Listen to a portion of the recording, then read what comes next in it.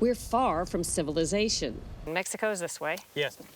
We travel the U.S.-Mexican border on a mission to probe President Trump's promise to build a big, beautiful wall. How old are you? ¿Cuántos años? 21. 21. 66 illegal immigrants on the Mexican side. They walked into Arizona. 38 illegal immigrants managed to cross from Mexico under old border wall. Some people say there's almost nothing new as a result of President Trump. Some people argue there was a lot of new wall or pieces of wall or refurbishment. Is there a way to quantify what's been done? You wrote the American free press has degenerated into a standardless profession, not through government oppression or suppression, but through self-censorship, groupthink, bias, omission, and propaganda. You not only see it with your own two eyes and hear it with your own two ears. We talk with commentator and author Mark Levin about his new book, Unfreedom of the Press. And we visit a distant place, a familiar landscape from a long time ago in a galaxy far, far away.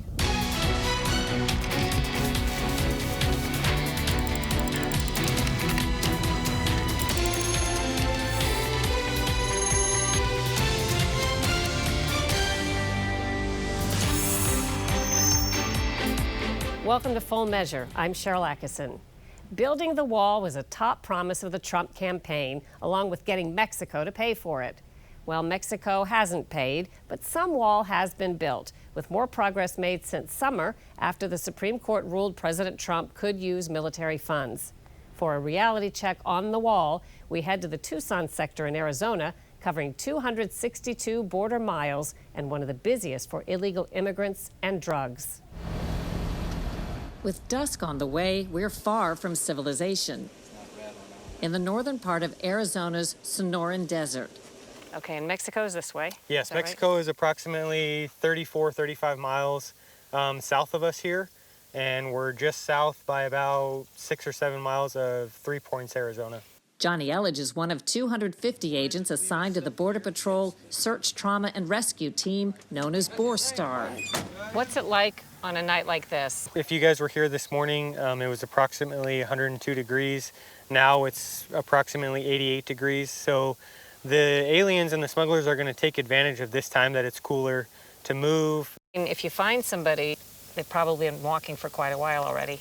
Yes, most of the time, if we're this far north of the border, the individuals have been walking for quite some time.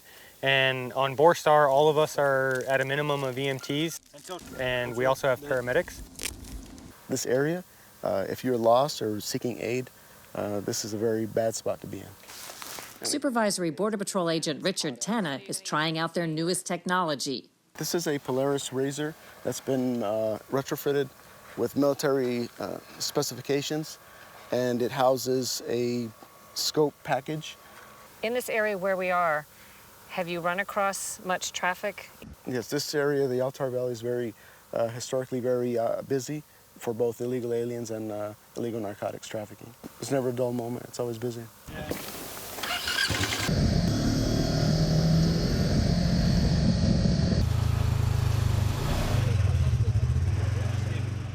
Before long, they spot what they call a quitter, an illegal immigrant who wants to be caught.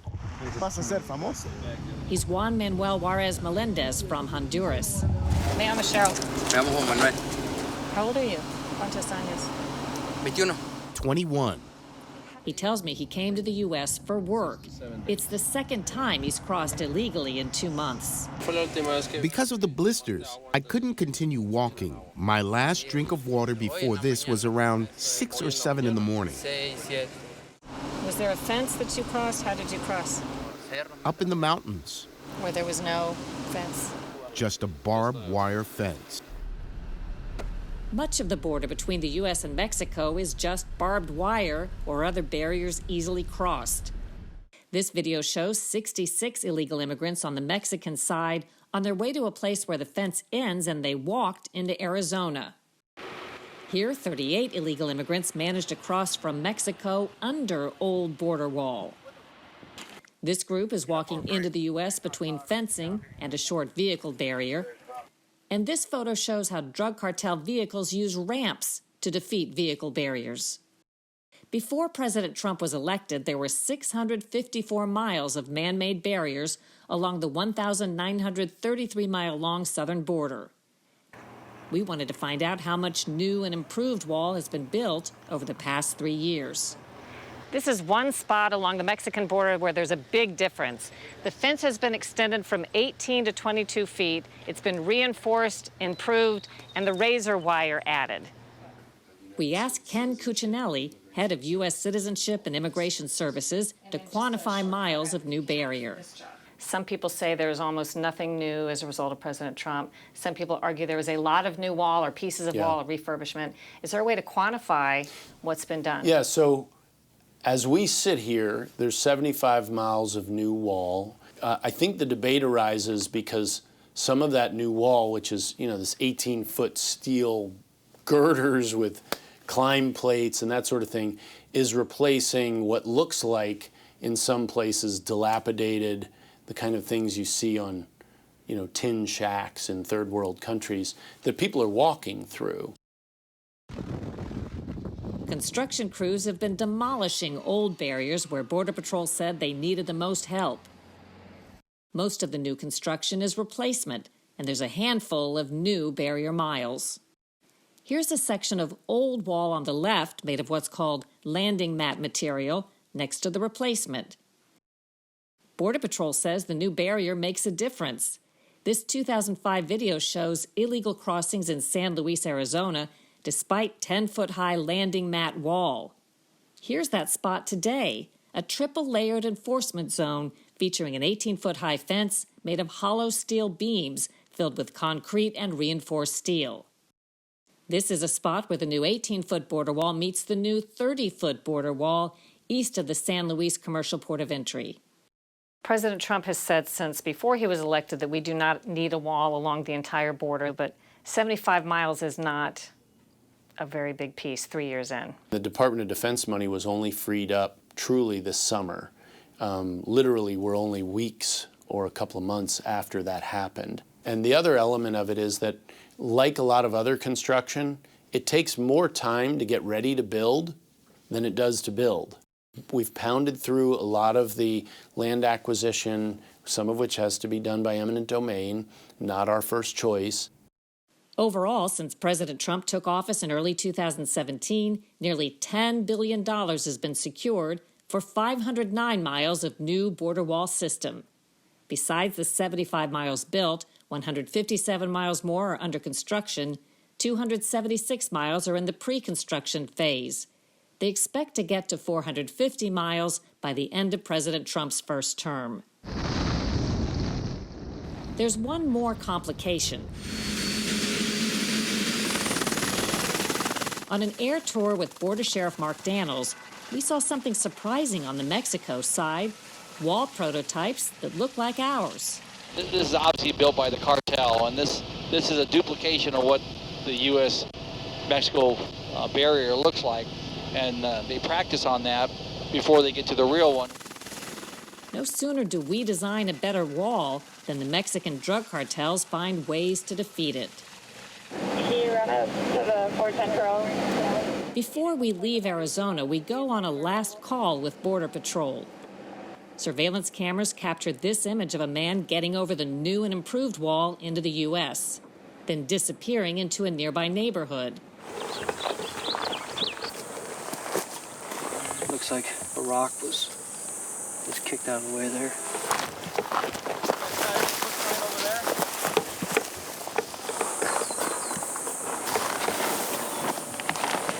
You're like the fourth different one. Yeah. Is he in there? Yeah. He's right around the corner. Agents finally found him in a tree. Over to King Louis, please. His hand seriously cut. In his arm right here, but that's just está bien para despreguntarlos. How do you think he got across? One of the most fortified places. We have a cut in the concertina wire over here.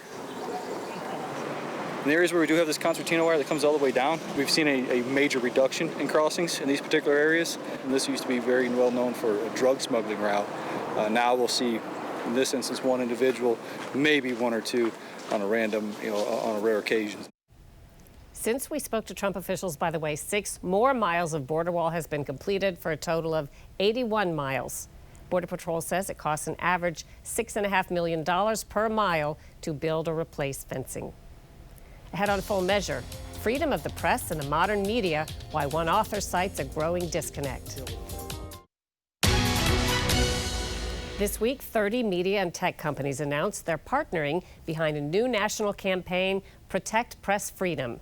But conservative commentator and author Mark Levin argues the modern mass media does not favor a free press. His new book is called Unfreedom of the Press. You wrote the American free press has degenerated into a standardless profession, not through government oppression or suppression, but through self-censorship, groupthink, bias, omission, and propaganda. There's a new doctrine that's being pushed in journalism school, has been for about 30 years, which is to push what's called public journalism or community journalism, which is social activism. And so now you have a lot of reporters, Jim Acosta is a perfect example, who create the drama, then report on their own drama. If I may ask one other question, are you worried? That's enough. That's Mr. enough. President, that becomes news for 5 days. That's enough. The president calls that fake news, he's right. Our news is filled with phony events and filled with propaganda. Your book has a lot of history in it. And one small portion talks about Thomas Paine's Common Sense in 1776. He wrote, advocating for American independence, and you talk about the so-called pamphleteers of that time. The pamphleteers were the great heroes, the first printing presses. These were the men that pushed the American Revolution and the ideas we read in the Declaration of Independence. They wanted to fundamentally transform government, throw off the monarchy and create a representative government. The media today want to do the opposite. They want to fundamentally transform the civil society in defense of an all-powerful centralized government. But weren't the pamphleteers and the patriotic press themselves biased? Absolutely. They were biased for liberty, and they were biased for property rights, and they were biased for limited government, and they admitted it. They didn't believe in objective news, even though they had some news. They supported a cause. They were revolting against a tyranny. The press today poses as seeking objective truth when it's not. Would you find it less objectionable if the press today, the ones that you believe are biased, actually said what they were for and reported as they do, rather than maintaining a sense of supposed neutrality? Well, we had a press like that called the party press, and it followed the administration, or near the tail end of the administration of George Washington's second term, where the newspapers were lining up behind Jefferson and his party, and Hamilton and Adams and their party, and they were transparent about it. At least they were more honest about it. Although we're getting to a point now where some media outlets are so brazen about their ideology, they're being very honest about who they are. We kind of know. We kind of know who they are, but there's still this patina of, we're the news, don't criticize us or you're attacking the First Amendment. Do you think news should be reporting or interpretation, or some combination thereof, and how would that be structured? I make the point in my book that you really should strive, if you're a newsroom, to separate news from opinion. Stop hiring ideologues in the newsrooms, because it's harder and harder for ideologues to be objective, or as objective as they can be.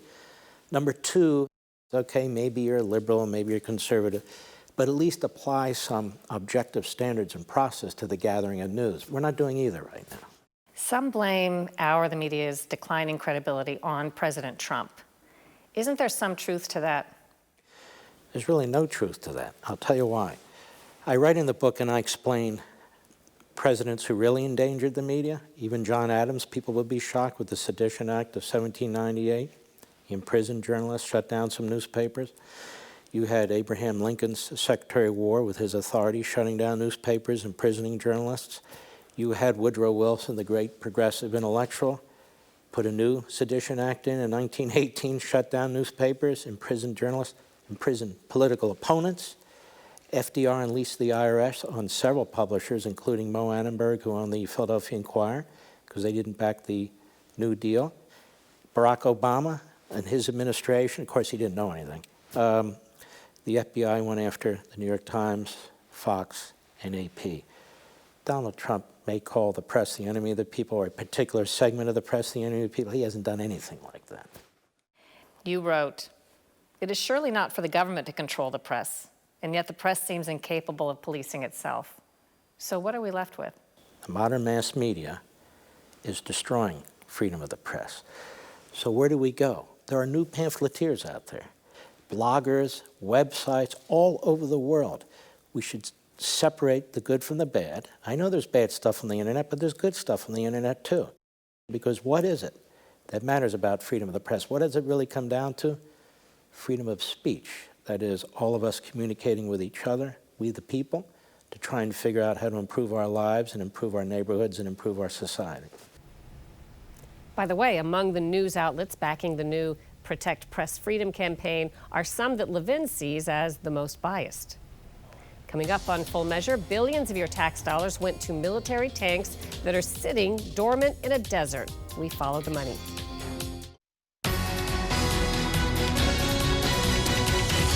In this week's Follow the Money, we look at billions of your tax dollars being spent on thousands of armored tanks collecting dust in the California desert while they continue to collect tax money.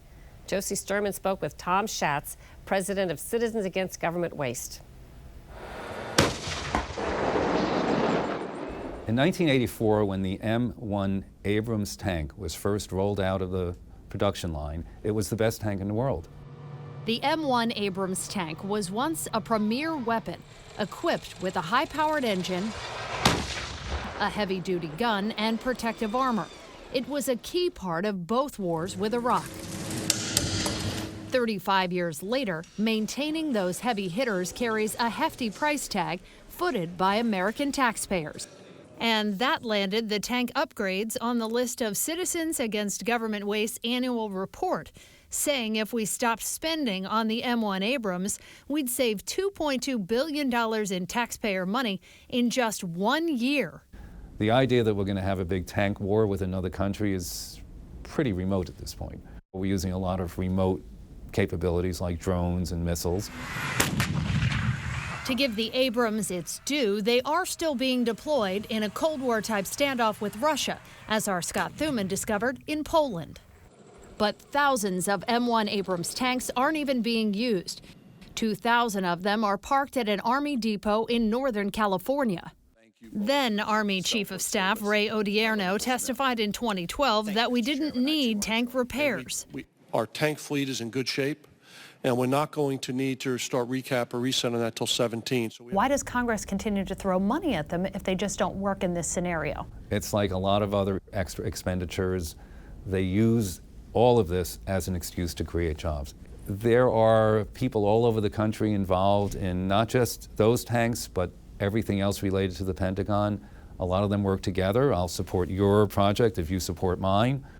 This fiscal year, the Trump administration increased its funding request for the M1 Abrams by $1.4 billion over last year, the president making it known to workers at a manufacturing plant for the tanks in Ohio. Well, you better love me. I kept this place open. That I can tell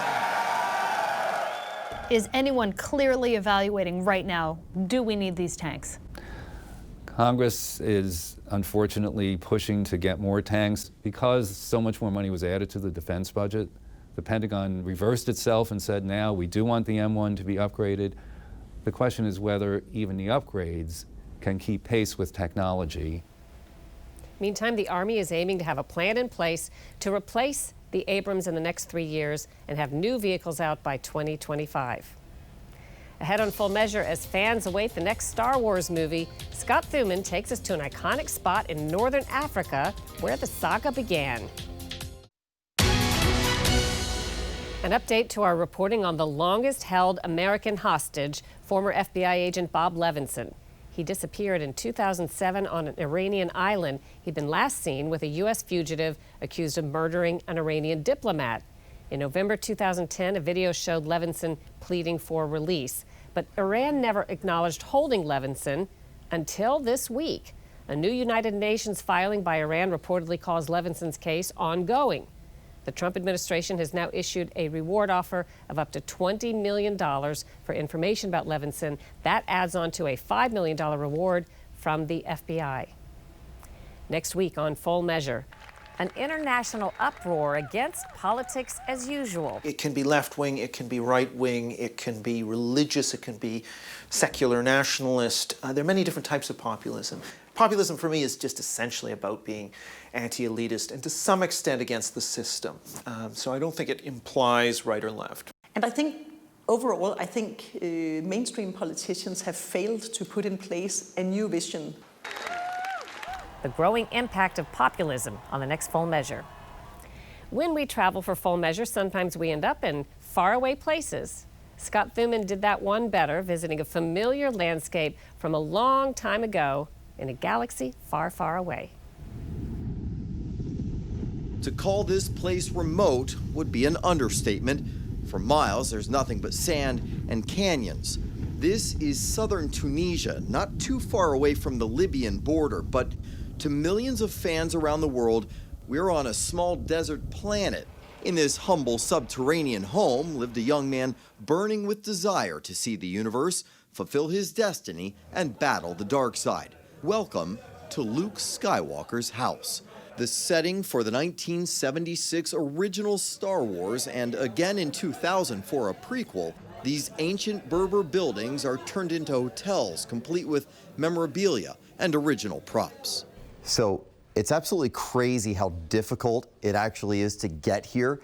But for those diehard Star Wars fans, I'm sure that the journey, the trek is just kind of part of the pilgrimage. They get to check off that bucket list item, and probably with a lot of excitement. No one perhaps more so than photographer Lee. Lee, how do you feel about this moment? I feel awesome. This is a dream come true. Total dream. Dream come true. That's what we do here on Full Measure. Lucas was famous for his inventive names, but no need here. This area is part of the Tunisian province of Tataouine, which on film became Tatooine. Several hours of windy roads away, even on a land speeder, young Anakin Skywalker's slave quarters from the Phantom Menace took form out of an old grain store, which, capitalizing on its cinematic fame, was also a hotel, eventually failing, perhaps too remote even for fans of the Force. Even as the Skywalker universe prepares for its last outing, this place, like the movies, will endure. Because unlike many sets, a lot of this fantasy world is actually real. For Full Measure, I'm Scott Thuman on Tatooine. Cool, right? We'll see you next week. Thanks for watching.